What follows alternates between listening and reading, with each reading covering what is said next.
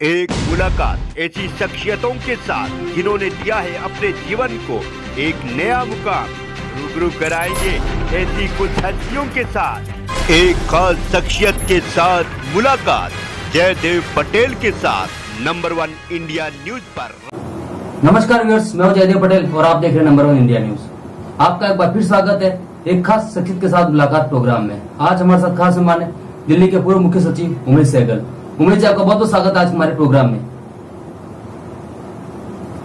जी उमेश जी, आपसे हमारा पहला सवाल है कि दिल्ली में पहले बात हुई आबकारी की, उसके बाद स्कूलों में जो भ्रष्टाचार हुआ उसकी बात हुई, अब बस घोटाले की बात हो रही है। तो ये जो बातें की जा रही है बीजेपी की ओर से, तो क्या आपको लग रहा है कि ये जो एक नया विवाद जो है दिल्ली में पनपता हुआ नजर आ रहा है? क्योंकि हमने देखा कि किस तरीके से आबकारी मामले में मनीष सिसोदिया के ऊपर पहले आरोप लगे, जांच बैठी, फिर प्रेस कॉन्फ्रेंस का एक दौर चला, पॉलिटिक्स काफी ज्यादा होती रही। तो क्या एक नए भ्रष्टाचार के सामने कर लाकर बीजेपी कहीं ना कहीं ठीक उसी तरीके से प्रोसीजर को वापस दोहराता हुआ आप देख रहे हैं क्या दिल्ली में? ये तो ठीक है कि एक के बाद दूसरी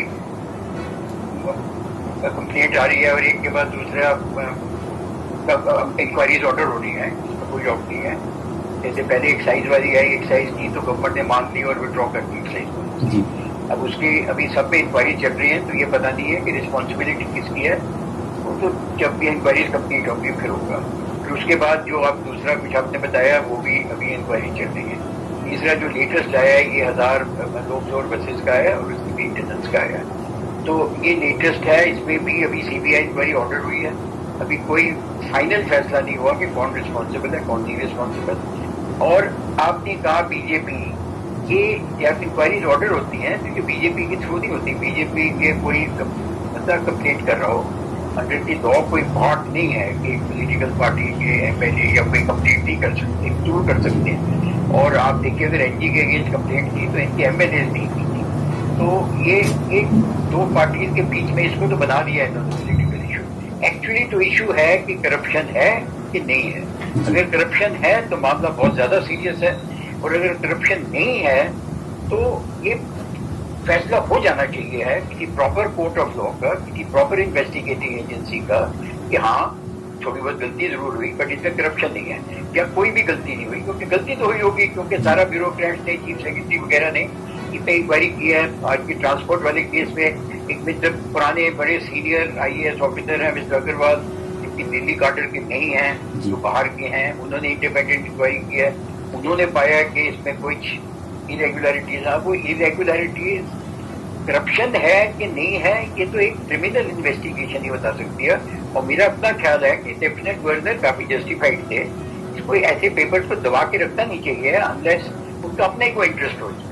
तो अगर आती है कंप्लेंट और ये खुद कहते हैं वी डोंट माइंड हमारे अगेंस्ट कंप्लेंट आती है, हम इन्वेस्टिगेट कराइए, जिससे भी कराना कराइए। अब जैसा अभी मुख्यमंत्री के अगेंस्ट आई कि आपने ये 3 प्लॉट वहां बेच दिए हैं, तो उन्होंने खुद कहा फिर आप चाहते हो तो ED CBI किसी से इंक्वायरी करा दो। तो अगर साफ सुथरा है मामला तो आप इंक्वायरी से आपको डरना नहीं चाहिए। आप पॉलिटिकल आदमी हो, आप खुद लोगों की अगेंस्ट एलिगेशन लगाते हो, लोग आपके अगेंस्ट लगाते हैं, और आपकी ड्यूटी है, ड्यूटी बनती है कि आप करप्शन एक्सपोज करिए। इसी तरह दूसरों लोगों की भी ड्यूटी बनती है कि करप्शन एक्सपोज करें। तो अगर उन्होंने इंक्वायरी एक ऑर्डर की है तो मुझे लगता है इसमें बहुत अनयूजुअल चीज नहीं है, क्योंकि ये सारी चीजें दिल्ली में हो रही हैं, इसलिए अखबारें में हेडलाइन पकड़ लेती हैं, सारे टीवी नेटवर्क पकड़ लेते हैं। अगर मान लो यही चीज शहर में हो रही होती तो आप क्या कवर कर रहे होते हैं? ये न्यूज ही नहीं बनती कि क्या हो रहा है। तो रूटीन होता है, इस तरह गवर्नमेंट चलती है, कंप्लेंट्स होती है, कंप्लेंट्स के ऊपर प्राइम ऑफिसर इंक्वायरीज होती है, उसके बाद केस रजिस्टर होते हैं। अगर केस बन रहा हो, अगर नहीं बन रहा तो ड्रॉप हो जाता है। हर स्टेज पे अब राइट है, राइट टू अपील है, आप कोर्ट में जा सकते हैं। आप CBI अगर गलत करिए आप क्वॉश करा सकते हैं। अगर FIR हो जाता है आप कोर्ट में जाके क्वॉश करा सकते हैं FIR को। तो ऐसी कोई बात नहीं है। अब प्राइम ऑफिसर ये ठीक है गलत है ये देखना पड़ेगा। जी उमेश जी, आप दिल्ली के मुख्य सचिव रह चुके हैं। सबसे पहले तो आप ये बताइए कि किसी मामले में CBI तक बात कैसे पहुंचती है, यानी कि अगर LG उस पर हस्ताक्षर करते हैं तो कैसे वो किन परिस्थितियों में हस्ताक्षर करते हैं, और दूसरी चीज कि जिन मामलों में अभी बीजेपी सवाल उठा रही, तो बीजेपी का सवाल उठाने का ग्राउंड क्या है, आपको क्या लगता है?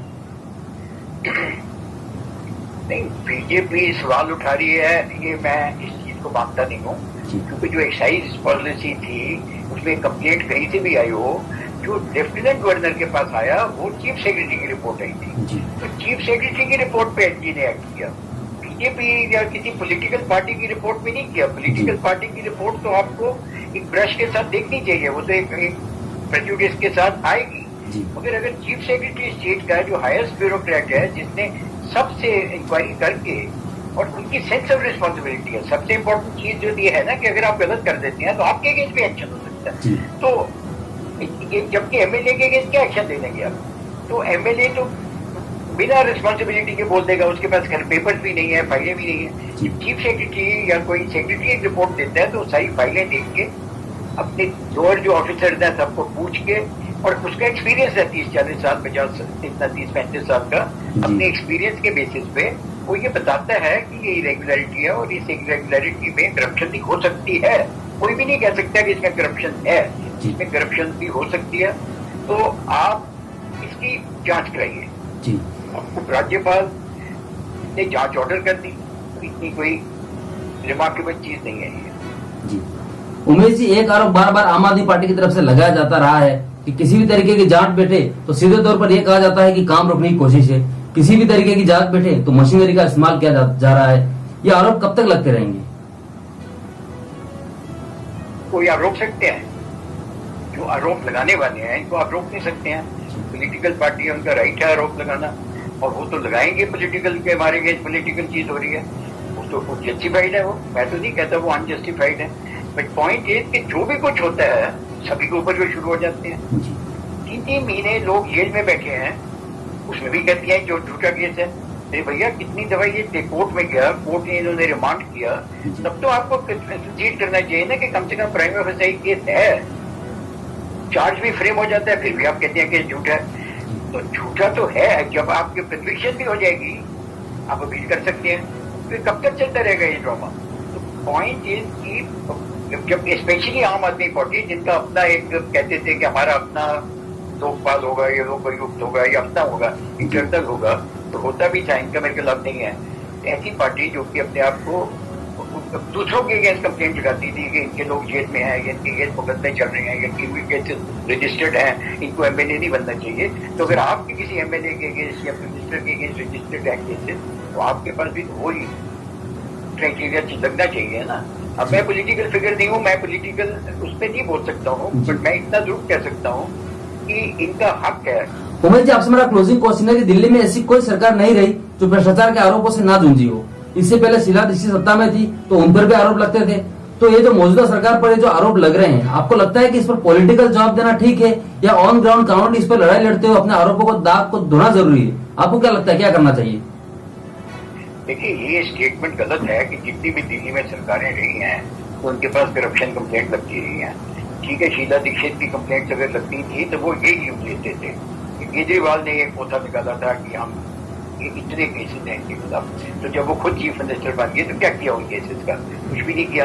तो उससे पहले जो सरकारें थी, चाहे केदारनाथ सानी की सरकार थी, विजय कुमार मल्होत्रा की सरकार थी, मदन लाल खुराना की सरकार थी, उनके खिलाफ मैंने तो कोई करप्शन के केस सुने। एक केस आया था अडवाणी जी के खिलाफ, अगर आपको याद हो, उसमें ये मदन लाल खुराना, अडवाणी सब रिजाइन कर गए थे। तो हालांकि बाद में वो प्रूफ भी नहीं हुआ, केस प्रूफ नहीं हुआ, और फिर इनको वापस आ गए थे, अडवाणी जी वापस आ गए थे। तो ऐसा कहना गलत है कि दिल्ली में हमेशा इस टाइप की कंप्लेंट नहीं है। मगर इतना जरूर मैं मानता हूँ कि जब से ये सरकार आई है और जब से ये पॉलिटिक्स में आए हैं, क्योंकि ये दूध में धुले हुए आए थे, तो ये एक तमाशा शुरू हो गया, और इतने तक हो गया है कि एक दफा तो ये 3 हफ्ते एसडी के दफ्तर में धरना लगा के चीफ मिनिस्टर बैठा रहा, मतलब अनहर्ड ऑफ है। और फिर जब रिपब्लिक डे परेड शुरू में होनी थी तो आपने कहा था कि मैं राजपथ पे आके, यानी कि तव्यपात जो आजकल मार गया, उसके ऊपर आके धरना लगा। तो ये चीजें अब दिल्ली में नहीं शुरू हुई हैं, और मुझे उम्मीद है कि ये अब थोड़ा शांत होंगे और हर चीज वो ड्रामेबाजी नहीं करेंगी। हर चीज टीवी में और रेडियो में और प्रेस में और लंबी लंबी एडवर्टीजमेंट देख के डिटर्मिन नहीं होती हैं। बहुत सारी चीजें मुद्दे होते हैं, फैक्ट्स होते हैं। जिस तरह ये डीटीसी का केस ले लीजिए, 1000 बसें आपने दी हैं, अब आपने खुद ही उसका भी टेंडर कैंसिल कर दिया, जिस तरह एक्साइज पॉलिसी का टेंडर किया था। मगर ये था कि अगर कंप्लेंट ना जाती तो कॉन्ट्रैक्ट तो आप कर चुके थे, आपने उसको अप्रूव कर दिया था। अब अगर वो आपके अगेंस्ट दावा कर देता है कोर्ट में, यानी उसका तो क्लेम बन गया, पार्टी का उसने जब आपका टेंडर अप्रूव कर दिया, आपने उसको कैंसिल कर दिया, तो उसका तो क्लेम बन गया, वो तो आपके खिलाफ फाइल कर देगा केस। तो गवर्नमेंट की अगर आज की डेट में शायद नहीं हुई, कल हो सकती है, बाकी वो कोर्ट में जा सकता है, उसको कौन रोक सकता है? कॉन्ट्रैक्ट पूरा हो गया था। अब आपने सबसे बड़ी गलती ये है कि आपने डीटीसी जैसी कॉर्पोरेशन है इसमें रजिस्टर लगा दिए, जबकि पब्लिक एंटरप्राइजेज सिलेक्शन बोर्ड जो है वो कहते हैं कि किसी भी पब्लिक एंटरप्राइज का चेयरमैन पॉलिटिशियन नहीं होना चाहिए। इसलिए नहीं होना चाहिए क्योंकि जो भी उनकी रिकमेंडेशन आती है उसी मिनिस्टर ने तो अप्रूव करनी है। तो अगर मिनिस्टर पहले ही अप्रूव करके आएगा तो क्या एग्जामिनेशन होगा उसका? डिपार्टमेंट तो बेकार हो गया ना फिर तो वही सारी चीजें होगी। यही हुआ यहाँ, आपने जो गलत काम किया सारा डीटीसी में कर दिया, उसके बाद मिनिस्टर ने अपने उसी कंपनी को भी लगा दी, मिनिस्टर उसके चेयरमैन थे, सारा उन्होंने ही काम किया। तो बेसिकली मिस्टेक्स है ये, इस तरीके से दिल्ली गवर्नमेंट रन कर रही है। अब पहले देखिए, मुझे बस याद नहीं है कि शीला दीक्षित जी नहीं, पर हमारे टाइम पे कोई भी मिनिस्टर चेयरमैन नहीं होता था किसी भी पब्लिक एंटरप्राइज, चाहे वो DSIDC हो, मैं खुद चेयरमैन था DSIDC DTDC में। तो ये मिनिस्टर्स वगैरह नहीं होते थे, मिनिस्टर थे ऊपर थे, आपकी सुपरविजन पे बैठते थे, आपको मीटिंग में बुलाते थे, आप जाते थे वहाँ, मगर चेयरमैन नहीं होते थे।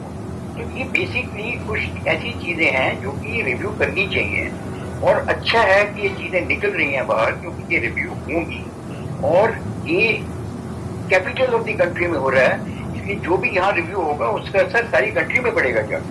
तो इस केस में देखिए, आप मिनिस्टर ने चेयरमैन बन गए कमेटी के, आपने एक टेंडर इन्वाइट कर दिया, अब आपकी अपनी एक कंपनी जो है जिसमें आपका 50% शेयर है, उसी कंपनी को अपॉइंट कर दिया कि आप इसको एग्जामिन करेंगे। अरे भैया, आपका डिपार्टमेंट है, आपका सेक्रेटरी है, आपका जॉइंट सेक्रेटरी है, फाइनेंस डिपार्टमेंट है, वो भी तो एग्जामिन कर सकती है ना। हर चीज में बाहर की पार्टी को लाके खर्चा करने से कोई प्रॉपर तो नहीं है। अब आपने ले लिया, अब मेंटेनेंस का अलग कॉन्ट्रैक्ट अपॉइंट किया, ट्रैक्टर इसका बसेज का अलग कॉन्ट्रैक्ट किया, इसका कौन सा लॉजिक था भाई? ऐसा क्यों किया गया? दो आपके टेंडर आए, एक 400 के लिए आया, एक 600 के लिए आया। How is it is not a single tender, it is a single tender, जबकि CBC के इंस्ट्रक्शंस हैं कि single tender should be rejected. आपने उसको रिजेक्ट नहीं किया, आपने इनफैक्ट एक्सेप्ट करके उसको आगे इशू कर दिया। तो इसमें हैं जो चीजें इंक्वायरी के काबिल हैं। करप्शन हुई कि नहीं, ये सिर्फ CBI और बाद में कोर्ट्स डिसाइड करेंगे और बताएंगे। जी, उम्मीद है आपने नंबर इंटरव्यूज की समझ निकाला, उसके लिए आपका बहुत बहुत धन्यवाद।